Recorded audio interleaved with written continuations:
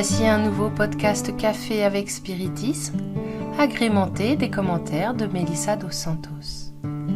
Melissa nous dit que la paix de Jésus enveloppe nos cœurs en ce moment. Que désirez-vous ? Aujourd'hui, nous allons parler des désirs. Chapitre 24 du livre Feu vert par l'esprit André Louis à travers la psychographie de Chico Xavier. Le bienfaiteur dit ainsi: le souhait est une réalisation anticipée. En voulant, nous mentalisons. En mentalisant, nous agissons. En agissant, nous attirons. Et en attirant, nous réalisons. Comme vous pensez, vous croyez. Et comme vous croyez, vous serez. Chacun a aujourd'hui ce qu'il désirait hier et aura demain ce qu'il désire aujourd'hui. Le champ du désir dans le domaine de l'esprit est semblable au champ de culture dans la glèbe du monde, dans lequel chaque agriculteur est libre de ses semences et responsable de la récolte.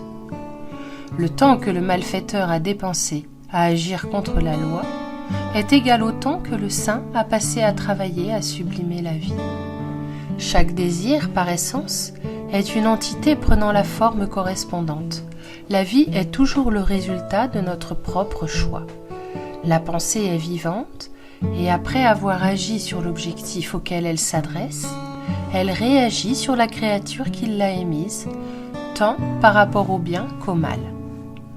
La phrase de Jésus « Cherche et tu trouveras » équivaut à dire « Tu trouveras ce que tu désires ».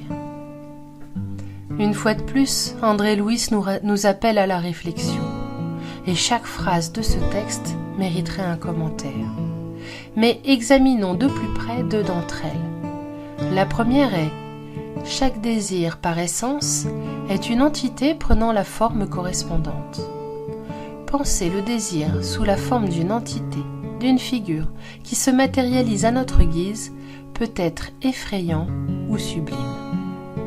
Quand nous désirons quelque chose de mauvais, que ce soit pour nous ou pour les autres, quand nous désirons quelque chose qui est contraire à la loi, contraire à l'intérêt général, contraire à la paix, comme dit notre mentor, c'est comme si nous créions un monstre pour nous accompagner partout où nous allons. Eh bien, personne ne veut de cela pour lui-même. Ce que nous voulons, c'est renforcer nos liens avec le bien, avec la spiritualité amie, avec les figures angéliques. Alors pour cela, nous devons désirer le bien, le beau, pour nous et pour les autres, souhaiter ce qui est conforme aux lois, au bien commun, à la paix. Pour, dans l'analogie d'André Louis, construire une figure de lumière toujours à nos côtés. L'autre phrase est « Le temps que le malfaiteur a dépensé à agir contre la loi est égal au temps que le saint a passé à travailler à sublimer la vie. » Notre vie est faite de choix, et à chaque pas que nous faisons, les plus grands responsables sont nous-mêmes. C'est pourquoi nous supporterons les conséquences de nos propres actions. Ce n'est pas une vengeance divine, c'est la loi de cause à effet. Il n'y a aucun moyen de récolter des tomates à l'endroit où seule l'herbe a été semée. Ainsi, il est important de réfléchir à ce que nous faisons, à ce que nous pensons, à ce que nous souhaitons. Si nous concentrons notre énergie pour le bien, si nous passons notre temps à semer le bien, bien sûr nous récolterons le bien plus tard. Et sur l'instant, nous aurons le retour d'une bonne conscience. Dans le champ des désirs, parfois, nous désirons ce qui n'est pas correct depuis si longtemps que se convertir à ce qui est juste n'est pas une tâche facile. Revenant à la métaphore de la plantation, il faut défricher l'herbe, semer les graines de tomates et les regarder pousser. Et cela prend du temps. La chose la plus importante dans ce processus est de ne pas arrêter de semer les nouvelles graines afin de ne pas laisser l'herbe pousser. Dans le livre de réponse de l'Esprit Emmanuel, il y a un texte intitulé « Le choix est nôtre » et il dit ceci. La pensée est la vie. La vie est création. La création vient du désir. Le désir est semence.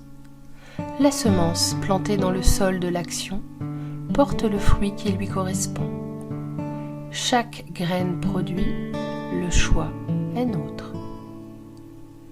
Que nous puissions toujours choisir le bien et l'amour dans nos vies, désirer la paix, l'union et un monde meilleur pour tous. Qu'il puisse en être ainsi, et jusqu'au prochain podcast café avec Spiritisme.